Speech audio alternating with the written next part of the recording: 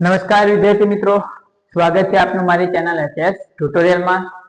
આજે આપણે સ્વાધ્યાય 4.2 ના આગળના દાખલા એટલે કે દાખલા નંબર 4, 5 અને 6 ની આજના વિડીયોમાં ચર્ચા કરીશું। આશા કરું છું કે મારા દ્વારા જે પણ વિડીયોઝ મૂકવામાં આવે છે તમને ઘરે બેઠા ગણિત શીખવામાં મદદરૂપ થતા હશે। તો દરેક મિત્રો વિડીયોને લાઈક કરી તમારી કોમેન્ટ્સ આપવાનું ભૂલતા નહીં, તેમજ ચેનલને સબસ્ક્રાઇબ કરવાનું બાકી હોય તો સબસ્ક્રાઇબ કરી લેજો અને બીજા મિત્રો સાથે વિડીયોને શેર પણ કરતા રહેજો। શરૂ કરીએ આજનો વિડીયો। દાખલા નંબર 4 શું કહે છે? જેના વર્ગોનો સરવાળો 365 થાય એવી બે ક્રમિક ધન પૂર્ણાંક સંખ્યાઓ શોધો। તો જે શોધવાનું છે પહેલું એ ધારીશું, તો એમાંથી ધારીએ આપણે કે ભાઈ ધારો કે એક સંખ્યા x બરાબર, એક સંખ્યા શું ધારી લીધી આપણે? x। હવે ક્રમિક ધન પૂર્ણાંક કીધા છે તો આપણે સ્વાધ્યાય 4.1 માં આ વસ્તુ આવો દાખલો જોઈ લઈએ છીએ બરાબર। તો ત્યાં શું ક્રમિક ધન પૂર્ણાંક એટલે એક સંખ્યા 20 હોય તો એના પછી તરત કઈ આવે? 21। એક સંખ્યા 27 હોય તો એના પછી તરત કઈ આવે? 28।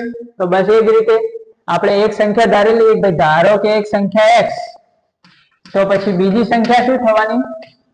બીજી સંખ્યા થાય x વત્તા 1। કેમ કે બંને સંખ્યાઓ કેવી છે? બે સંખ્યાઓ છે ક્રમિક ધન પૂર્ણાંક છે, એટલે એક સંખ્યા જો x હશે તો બીજી શું હશે? એમાં એક ઉમેરો એટલું, એટલે કે એના પછી તરત આવતી સંખ્યા। તો એક સંખ્યા આપણે x ધારી તો બીજી સંખ્યા શું થાય? x વત્તા 1। તો બંને સંખ્યાઓ મળી ગઈ આપણને। હવે સંખ્યા મળી જાય એટલે શરત ઉપરથી શું બનાવવાનું? સમીકરણ। તો એના માટે શું કહી છે અહીંયા? એના વર્ગોનો સરવાળો કેટલો થાય? 365। કોના? આ જે બે સંખ્યાઓ આપણને મળી એ બંને સંખ્યાના વર્ગોનો સરવાળો, એટલે પહેલી સંખ્યાનો વર્ગ અને બીજી સંખ્યાનો વર્ગ, બંનેના વર્ગોનો સરવાળો કેટલો થાય? 365। તો આના આધારે બની જશે આપણું સમીકરણ। ખ્યાલ આવી ગયો? બે ક્રમિક ધન પૂર્ણાંક સંખ્યાઓ હતી એટલે એક સંખ્યા x ધારી તો બીજી શું થાય? x વત્તા 1। બે સંખ્યાઓ મળી ગઈ પછી સરળ સમીકરણ માટે શું કહીશું? એના બંને સંખ્યાના વર્ગોનો સરવાળો કેટલો છે? 365। તો બંનેના વર્ગોનો આપણે શું લઈ લીધો? સરવાળો બરાબર 365। સાદરૂપ આપીએ તો x નો વર્ગ વત્તા આનું a વત્તા b ના વર્ગ પ્રમાણે સાદરૂપ આપીએ તો શું થાય? a નો વર્ગ વત્તા 2 ગુણ્યા x ગુણ્યા 1 એટલે 2x વત્તા 1 નો વર્ગ 1 બરાબર 365। x વર્ગ ભેગા થઈને થાય 2x વર્ગ વત્તા 2x પ્લસ 1, 365 આ બાજુ આવશે તો માઇનસ થશે, માઇનસ 365 બરાબર 0। સાદરૂપ આપીએ તો 2x નો વર્ગ વત્તા 2x, આ સંખ્યા પ્લસ આ માઇનસ એટલે બાદબાકી થશે તો 365 માંથી 1 ગયો તો કેટલા રહ્યા? 364। નીચેની મોટી સંખ્યાની એટલે માઇનસ બરાબર 0। હવે જો આ સમીકરણને આખા સમીકરણને 2 વડે ભાગી શકાય તો બધા પદને 2 વડે ભાગીએ તો અહીંયા શું રહે? x નો વર્ગ, અહીંયા 2 ભાગ્યા 2 એટલે x માઇનસ 364 ને 2 વડે ભાગો તો કેટલા રહેશે? 18 દુ 36, 182 બરાબર 0 બરાબર। 360 ના અડધા 160 4 ના 180, 18 દુ 36 અને 4 ના અડધા 2 એટલે 182। તો આ મળી ગયું આપણું સમીકરણ। હવે આનો ઉકેલ શોધવો છે અવયવીકરણની રીતે તો શું કરીશું? x ના વર્ગનો સહગુણક એટલે કે 1 અને અચળ પદ માઇનસ 182 એ બંનેનો કરવાનો ગુણાકાર એટલે કેટલો છે? માઇનસ 182। હવે એના એવા અવયવ પાડવાના છે કે જેનો સરવાળો કે બાદબાકી કરવાથી 1 એટલે કે વચ્ચેના પદનો સહગુણક શું છે? 1 એટલે કે આપણને 1 મળવો જોઈએ। તો 182 ના એવા કયા અવયવ તો આપણને ખ્યાલ ના આવતો હોય આ રીતે ભાગ પાડી લો। 182 બરાબર 9 દુ 18, અહીંયા શું થયા? 91। તો 91 ગુણ્યા 2 એટલે 182 પછી 13 સીતા 91 બરાબર। તો આ રીતે ભાગ આપણે ચલાવીએ તો હવે જુઓ 7 દુ 14 અને બીજી સંખ્યા 13, તો 14 માંથી 13 ગયા તો કેટલા રહે? 1। તો બે અવયવ મળી ગયા આપણને, એક અવયવ 14 અને બીજો અવયવ 13। હવે જુઓ આ માઇનસ સંખ્યા છે એટલે અહીંયા બંને અવયવમાંથી કોઈ એકની નિશાની પ્લસ રહેશે, કોઈ એકની નિશાની માઇનસ રહેશે। એ શેના ઉપરથી નક્કી કરીએ? વચ્ચેના પદ ઉપરથી। વચ્ચેનું પદ આપણે કેવું જોઈએ? પ્લસ। તો મતલબ મોટી સંખ્યાને આપણે પ્લસ રાખીશું, નાની સંખ્યાને માઇનસ કરી દઈશું। તો અવયવ મળી ગયા। હવે લખીએ x નો વર્ગ વત્તા 14x માઇનસ 13x માઇનસ 182 બરાબર 0 બરાબર વચ્ચેના પદનું વિભાજન થઈ ગયું એક અવયવ +14 બીજો અવયવ -13 એટલે 14x - 13x એટલે શું મળી જાય x હવે પહેલા બે માંથી શું કોમન નીકળશે આ બંને માંથી શું કોમન નીકળશે x કોમન નીકળશે તો કૌંસમાં શું રહેશે x + 14 બરાબર તો પહેલો કૌંસ મળી ગયો હવે અહીંયા આપણે કૌંસની અંદર પ્લસ નિશાની જોઈએ છે અહીંયા માઈનસ છે મતલબ માઈનસ સંખ્યા કોમન લેવી પડશે તો માઈનસ માં કેટલા કોમન લઈ લઈએ 13 કોમન લઈ લઈએ તો અહીંયા શું રહેશે x + 14 = 0 કેમ કે અહીંથી -13 કોમન લઈએ તો આ -13 કોમન ગયા તો પહેલી સંખ્યા માઈનસ હતી એ શું થઈ ગઈ પ્લસ પછી બીજું એ માઈનસ હતું તો માઈનસ કોમન લીધે પ્લસ થી 182 માંથી 13 જાય તો એના જ અવયવ હતા આપણા 14 અને 13 બરાબર તો 182 માંથી 13 કોમન લઈ લઈએ તો બાકી શું રહેશે 14 તો બંને કૌંસ સરખા થઈ ગયા તો આપણો એક અવયવ x + 14 = 0 અને બીજો અવયવ x - 13 = 0 બીજામાં બંનેને ભેગા કરી દો તો આ થાય x = -14 અને આ થાય x = 13 તો આ બંનેમાંથી બંને ઉકેલી શકીએ છે ના આ શું મળ્યું -14 જ્યારે આપણી સંખ્યાઓ કેવી છે ક્રમિક ધન પૂર્ણાંક છે એટલે માઈનસ તો હોય શકે નહીં મતલબ આપણો ઉકેલ આ સાચો છે x = 13 તો એના ઉપરથી લખવાનું x શું ધાર્યું તો આપણે એક સંખ્યા તો લખવાનું એક સંખ્યા બરાબર 13 અને બીજી સંખ્યા બરાબર 13 + 1 એટલે 14 તો એક સંખ્યા 13 અને બીજી સંખ્યા 14 તો એ રીતે આપણને સરળતાથી આનું સોલ્યુશન મળી જાય છે તો આ રીતે તમારે આ દાખલો ગણવાનો અને જાતે એકવાર સમજીને પછી જાતે ગણવાનો પ્રયત્ન કરજો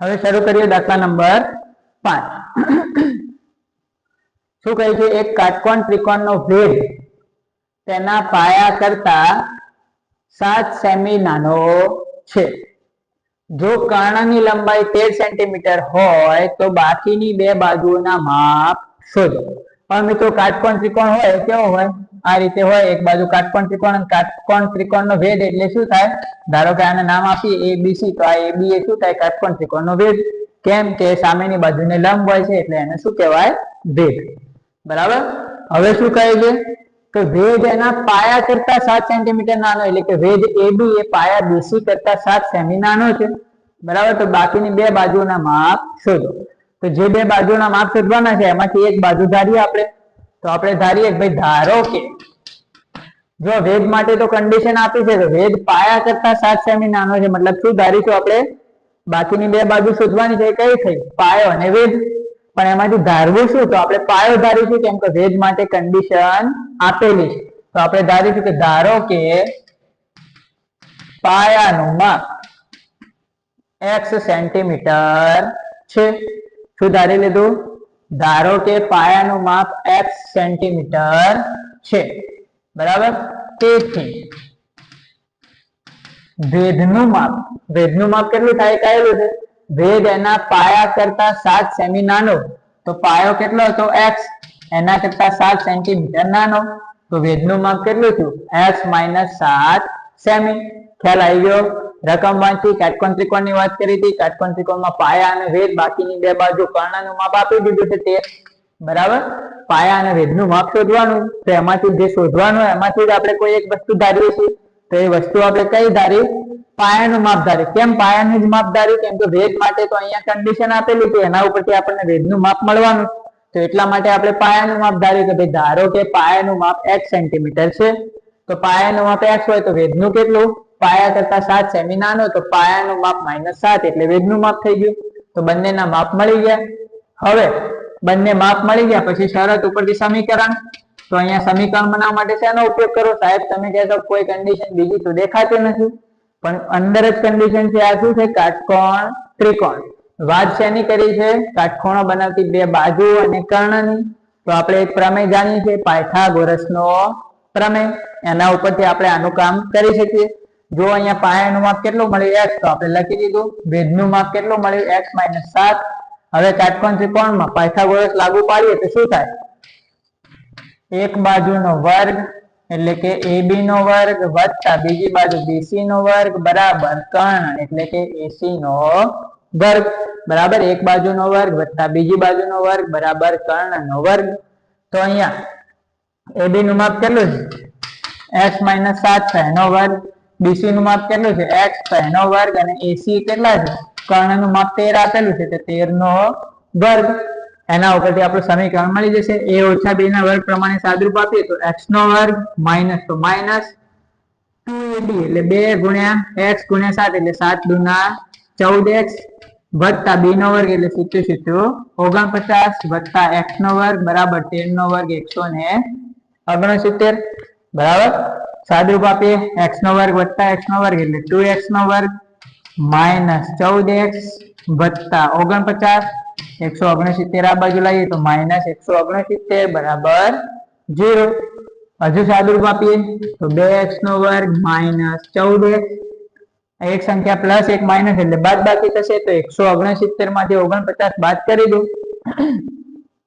કેટલા રહેશે? અહીંયા જુઓ તો 169 માંથી 49 ગયા તો અહીંયા રહેશે 120 બરાબર. તો માઈનસ 120 કેમ કે એક સંખ્યા પ્લસ હોય એક માઈનસ હોય એટલે બાદ બાકી થાય. નિશાની મોટી સંખ્યાની 169 માંથી 149 ગયા બરાબર. એટલે 9 9 ઉપરના ગયા ને 60 માંથી 40 ગયા એટલે 120 બરાબર 0. તો આ સમીકરણ મળ્યું. હજી આને નાનું કરવું હોય બધા પદને જુઓ 2 વડે ભાગી શકાય એવું તો 2 વડે બધા પદને ભાગી દઈએ તો અહીંયા થાય x નો વર્ગ માઈનસ 14 ને 2 વડે ભાગીએ તો 7x માઈનસ 120 ને 2 વડે ભાગીએ તો 60 બરાબર 0. તો આ મળ્યું આપણું દ્વિઘાત સમીકરણ. હવે આનો ઉકેલ શોધવાનો છે તો એના માટે શું કરીશું? અવયવીકરણની રીતનો ઉપયોગ કરવો છે તો 1 અને અચળ પદ એટલે -60 નો ગુણાકાર કરો તો કેટલા મળ્યા? -60. હવે એના એવા અવયવ પાડવાના કે જેનો સરવાળો કે બાદબાકી 7 મળવો જોઈએ. તો કયા અવયવ આપણે બનશે? 15 ચોક 60 15 ને 4 નથી મળતું 30 દુ 60 પછી બીજા અવયવ વિચારો તો 60 ના કયા થશે? 10 છંગ 60 10 અને 6 એ પણ નથી મળતું બરાબર. 12 પંચા 60 12 અને 5 એક અવયવ છે 12 માંથી 5 જશે તો કેટલા રહેશે? 7. તો એક અવયવ મળ્યો 12 બીજો અવયવ મળ્યો 5. 12 અને 5 નો તફાવત લઈએ તો આપણને 7 મળી જાય. અને સ્વાભાવિક છે આ માઈનસ સંખ્યા હતી એટલે એક અવયવ માઈનસ રહેશે એક પ્લસ રહેશે. હવે એ કઈ રીતે નક્કી કરવાનું? વચ્ચેનું પદ જુઓ વચ્ચેનું પદ માઈનસ છે તો મોટી સંખ્યાને માઈનસ રાખો નાની સંખ્યા પ્લસ રાખો તો અવયવ મળી ગયા. તો x નો વર્ગ માઈનસ 12x વત્તા 5x માઈનસ 60 બરાબર 0. આ બંનેને ભેગા કરો તો 12 માંથી 5 ગયા 7 નિશાની મોટા ને એટલે માઈનસ 7x મળી જશે. પહેલા બે માંથી કોમન કાઢો x કોમન નીકળશે તો અહીંયા શું રહેશે? x minus 12. બીજા બે માંથી શું કોમન નીકળશે? 5 તો અહીંયા 5 કોમન કાઢીએ તો અહીંયા રહેશે x માઈનસ 12 બરાબર 0. એક અવયવ આપણો x માઈનસ 12 બરાબર 0 અથવા બાકીના માટે આ ભેગા કરો x વત્તા 5 બરાબર 0. તો અહીંયા થયું x બરાબર 12 અથવા x બરાબર માઈનસ 5. હવે જો આ ઉકેલ મળે ઉકેલમાં આપણો ઉકેલ કયો હોય છે કે જો ઘણીવાર બંને પણ હોય છે કે પણ આ કિસ્સામાં એક જ છે કેમ કે x એ શું છે? બાજુનું માપ અને બાજુનું માપ ક્યારે માઈનસ માં હોય નહીં તો આ તો આપણો ઉકેલ નથી. તો x કેટલા મળ્યા? 12. તો એના ઉપરથી પાછો જવાબ લખવાનો કે તેથી પાયાનું માપ આપણે x ધાર્યું તો કેટલો મળ્યું? 12 સેમી અને વેધનું માપ x - 7 એટલે કે 12 - 7 એટલે કેટલું મળ્યું? 5 સેન્ટીમીટર થાય. તો આ રીતે તમારે જવાબ લખવાનો બરાબર. તો ખૂબ જ ઈઝી દાખલો છે. કાટકોણ ત્રિકોણના સિદ્ધાંત પાયથાગોરસનો ઉપયોગ કરીને તમારું સમીકરણ બની જાય છે. સિમ્પલ થોડું વિચારવાનું શું ધારવું કઈ રીતે ધારવું એ રકમ ધ્યાનથી વાંચશો અને સમજશો રકમને એનાલાઇઝ કરતા શીખશો તો સારી રીતે તમે આના સમીકરણ અને સરળતાથી બનાવી શકશો.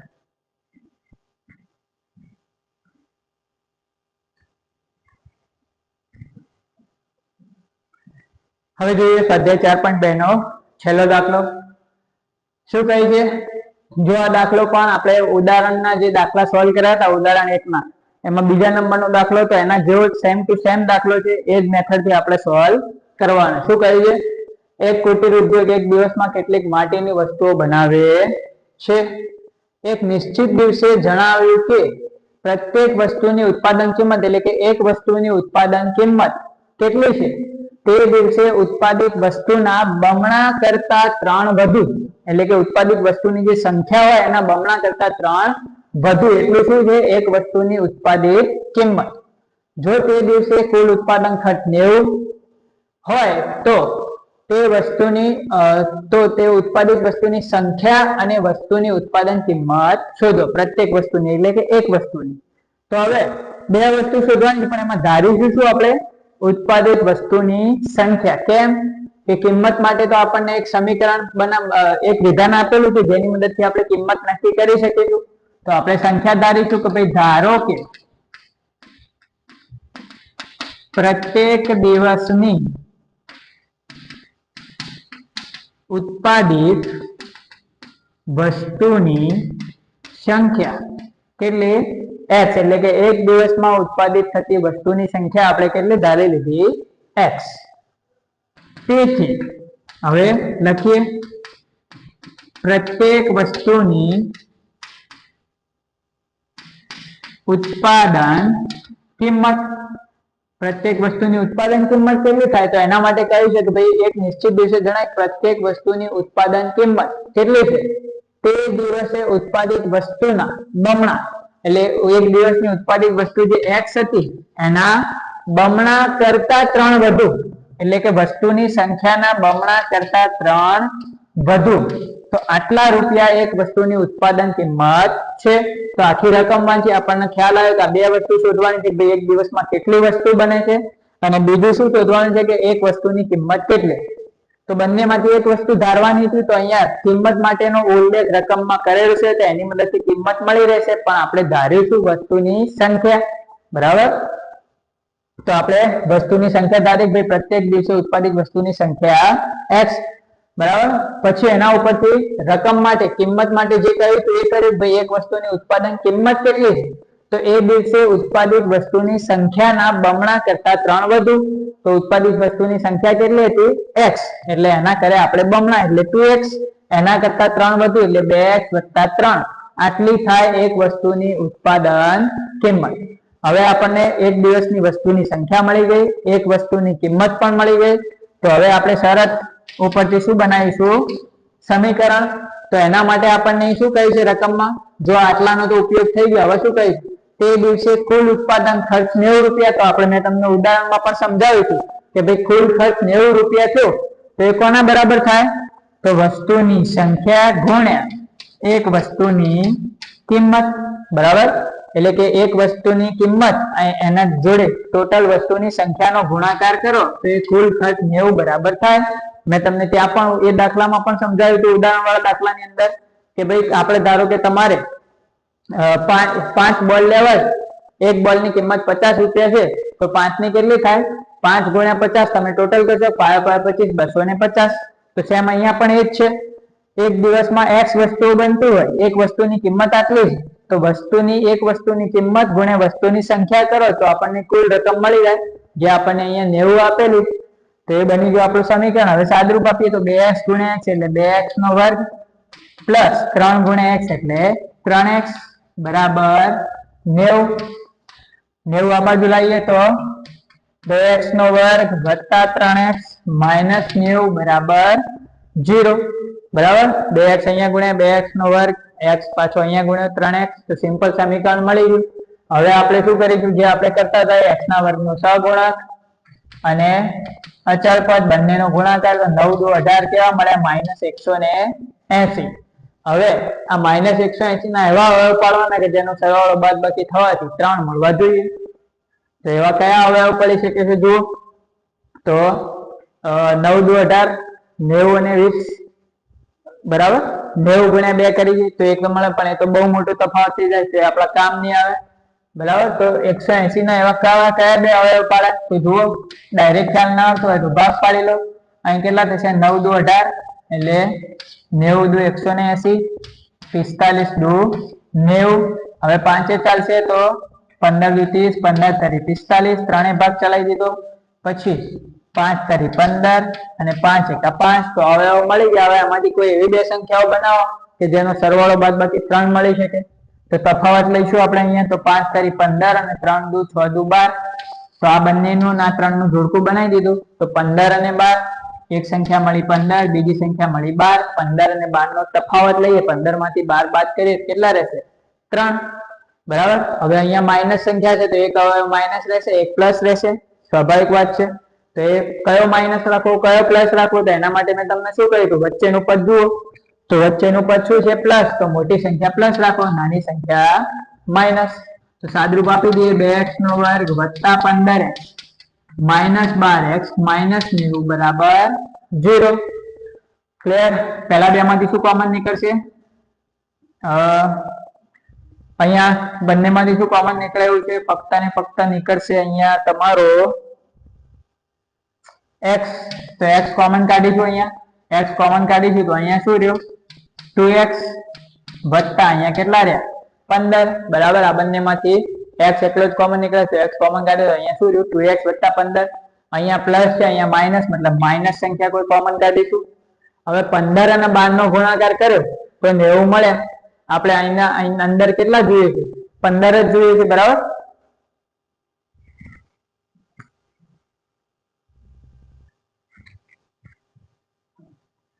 બરાબર. તો આપણે અહીંયા x કોમન કાઢી લીધો. બરાબર. તો અહીંયા શું બચ્યું? 2x વત્તા અહીંયા બાકી રહ્યા 15. હવે જો આપણે અહીંયા પ્લસ સંખ્યા જોઈએ છે, બરાબર, અહીંયા માઇનસ છે, મતલબ માઇનસ નિશાની તો કોમન લેવી જ પડશે. તો એ તો લઈ લઈશું. એ સિવાય આ બંનેમાંથી શું કોમન નીકળ્યું છે જુઓ. તો અહીંયાથી 12 કોમન કાઢીએ તો અહીંયા તો 12 તો રહેશે નહીં. તો અહીંયા શું કોમન કાઢીએ આપણે?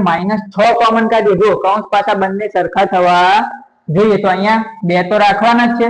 કઈ ખબર ના પડતી હોય તો એટલું જો ભાઈ, અહીંયા 2 તો રાખવાના જ છે. અહીંયા મતલબ 2x તો હોવા જોઈએ. 12 કોમન નીકળવાના નથી. તો અહીંયા 6 12 કાઢીશું તો અહીંયા શું રહેશે? કૌંસમાં 2x તો બાકી રહેવાના જ નહીં. બરાબર. તો માઇનસ કોમન કાઢી તો માઇનસ સંખ્યા પ્લસ થઈ ગઈ. 6 દુના 12 અને x. તો 2x તો આપણે રાખવાના હતા. તો આમાંથી 6 કોમન લઈ લીધા. અહીંથી ખ્યાલ ના આવતો હોય પહેલા આ કામ કરી લો. તો અહીંયા 6 કોમન લીધા તો માઇનસ કોમન કાઢી દીધી. બીજી સંખ્યા પ્લસ થાય. 90 માંથી 6 ગયા તો 15 6 90, બાકી શું રહે? 15 બરાબર 0. તો બંને કૌંસ સમાન થઈ ગયા. બરાબર. આ પણ 2x વત્તા 15, આ પણ 2x વત્તા 15. જો આમાંથી સીધું શું કોમન નીકળે ખ્યાલ ના આવતો હોય, પહેલી સંખ્યાને બરાબર કરવાનો પ્રયત્ન કરો. ભાઈ આ 2x છે તો અહીંયા 2x જોઈએ. તો આમાંથી શું કોમન નીકળશે? એના સિવાય -6 કોમન નીકળશે.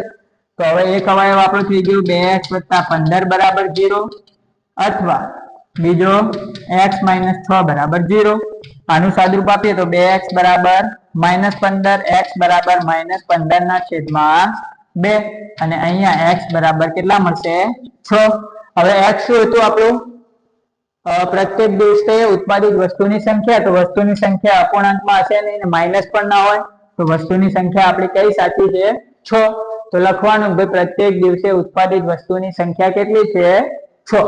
અને બીજું શું માંગ્યું હતું? વસ્તુની ઉત્પાદિત વસ્તુની કિંમત. તો લખવાનું પ્રત્યેક વસ્તુની ઉત્પાદિત કિંમત. તો અહીંયા 6 મૂકી દો. તો પ્રત્યેક વસ્તુની ઉત્પાદક કિંમત અહીંયા હતા 2x વત્તા 3. તો x ની કિંમત અહીંયા મૂકી દો 6 વત્તા 3. તો 6 દુ 12 વત્તા 3 એટલે કેટલા મળી ગયા? 15. એટલે કે દરેક વસ્તુની ઉત્પાદિત કિંમત કેટલી? 15 રૂપિયા છે. તો બંને વસ્તુ મળી ગઈ. એક દિવસમાં ઉત્પાદિત થતી વસ્તુની સંખ્યા 6 અને એક વસ્તુની કિંમત 15. તો આ રીતે તમે પણ આવા દાખલાઓનો, કોયડાઓનો ઈઝી રીતે ઉકેલ મેળવી શકો છો. જરૂર છે ખાલી રકમને એનાલાઇઝ કરવાની, રકમને સમજવાની. રકમને જો સારી રીતે સમજી લેશો, એનાલાઇઝ કરી લેશો તો આના બધા જ દાખલામાં કોઈ પણ કોયડાનું તમે સમીકરણ બનાવી શકશો. આશા કરું છું કે વિડીયોની માહિતી તમને સારી રીતે સમજ આવી ગઈ હશે. કંઈ ન સમજ આવી હોય તો વિડીયો એકવાર ફરીથી ચલાવીને જોઈ લેજો. દાખલો એકવાર સમજ્યા પછી સાથે ગણતા ફાવતું હોય સાથે ગણવાનો પ્રયત્ન કરજો, અથવા તો દાખલો સમજ્યા પછી વિડીયોને પોઝ કરી એક વખત એના એક દાખલો જાતે ગણવાનો પ્રયત્ન કરજો. એવા બીજા પણ દાખલાઓ તમારી પાસે હોય તો એને પણ સોલ્વ કરવાનો પ્રયત્ન કરજો. જેટલો વધુ મહાવરો કરશો એટલું વધુ સારી રીતે મેથ્સ આવડશે. તો દરેક મિત્રોને વિડીયો સારો લાગ્યો તો કોમેન્ટ્સ કરવાનું અને વિડીયોને લાઈક કરવાનું ભૂલતા નહીં. તેમજ વિડીયોને બીજા મિત્રો સાથે શેર પણ કરતા રહેજો. ફરી મળીશું એક નવા વિડીયોમાં નવા ટોપિક સાથે. ત્યાં સુધી જય હિન્દ, જય ભારત.